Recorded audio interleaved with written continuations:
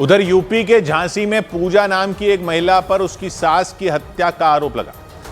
Police के मुताबिक पूजा ने अपनी सास की हत्या का जुर्म कबूल भी कर लिया।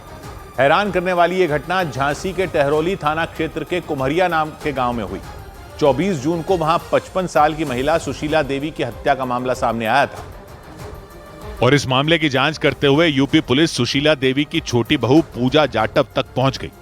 हालांकि हत्या वाले दिन पूजा जाटव झांसी में नहीं बल्कि झांसी से करीब 100 किलोमीटर दूर ग्वालियर में थी, लेकिन पुलिस के मुताबिक ग्वालियर में रहते हुए ही पूजा जाटव ने झांसी में अपनी सास की हत्या करवा दी थी। पुलिस के मुताबिक इस काम के लिए उसने अपनी बहन कमला और कमला के दोस्त अनिल की मदद ली थी। छोटी बहू पूजा ने ही षड्यंत्र करके एक घटना कराई थी जिसमें सुशीला की हत्या करते हुए वहां से करीब 8 लाख की ज्वेलरी भी जो अपराधी थे वो ले गए थे। पुलिस ने पूजा जाटव को गिरफ्तार कर लिया। पुलिस ने दावा किया कि पूछताछ के दौरान पूजा जाटव ने अपनी सास सुशीला देवी की हत्या करवाने की बात कबूल भी कर ली।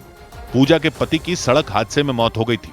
पुलिस के मुताबिक वो घर की पूरी प्रॉपर्टी में आधा हिस्सा चाहती थी, लेकिन सास सुशीला देवी उसके रास्ते में अड़चन बन रही थी और पुलिस ने आशंका जताई कि प्रॉपर्टी पर कब्जा करने के लिए ही पूजा ने अपनी सास की हत्या का प्लान बनाया था और हत्या भी इस तरह करवाई गई कि सबको ये लगे कि सास सुशीला देवी की हत्या लूटपाट के मकसद से की गई।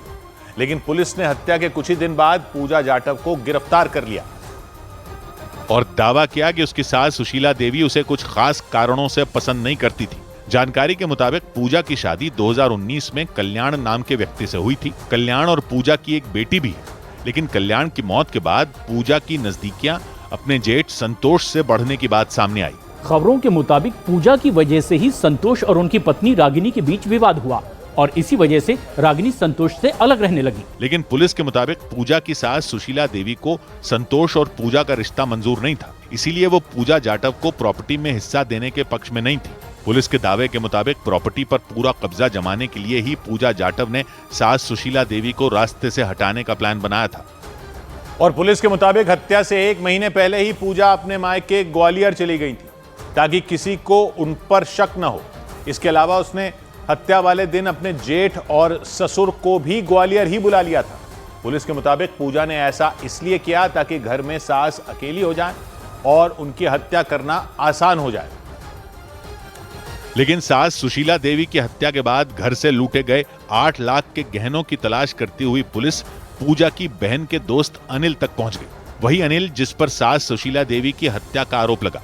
पुलिस के मुताबिक उसे एक मुखबिर से खबर मिली थी कि लाखों के गहने बेचने के लिए कोई आदमी आ रहा है और पुलिस ने मुठभेड़ के बाद अनिल को गिरफ्तार करने का दावा भी किया। काउंटर अटैक में अनिल वर्मा के पैर में गोली लगी, इसको हिरासत में लिया गया।